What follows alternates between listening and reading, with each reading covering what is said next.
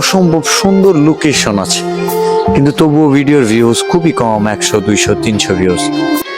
স্ক্রিনে যে ভিডিওটা আপনারা দেখতে পাচ্ছেন সেটা থটস অফ বিল্লাল কিন্তু প্রমোশন নিচ্ছে, মানুষের হাজার হাজার টাকা কিন্তু মেরে দিচ্ছে থটস অফ বিল্লাল। কারণ দেখেন, ন্যূনতম জ্ঞান যদি থাকে আপনি তার কাছে প্রমোশন নেবেন, আপনার ভিডিও কোয়ালিটি এমনকি ভিডিও যদি না থাকে কেউ আপনাকে কিন্তু ফলো করবে না।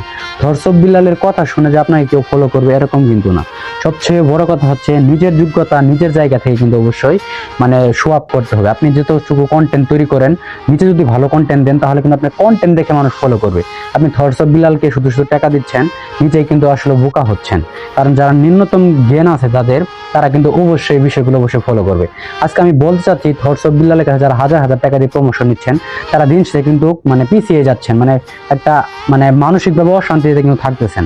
কারণ টাকা দিয়েও কিন্তু ফলোয়ার পাওয়া যাচ্ছে না, যদি আপনার যোগ্যতা না থাকে কখনো ফলোয়ার হবে না। আর থটস অফ বিল্লালকে আমি বলতে চাচ্ছি যে এইগুলা কাজ কি জন্য প্রমোশন করতেছে, কিছু টাকা নেওয়ার জন্য কিন্তু আসলে থটস অফ বিল্লাল এই প্রমোশনটা করতেছে।